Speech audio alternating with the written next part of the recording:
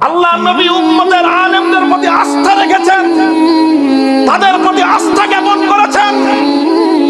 পরিবেশ আর পরিস্থিতি যত কঠিন হয়ে দাঁড়াক না কেন, যত প্রতিকূল হয়ে দাঁড়াক না কেন, আল্লাহ নবী উম্মতের আলেম সমাজের প্রতি আস্থা রেখেছেন।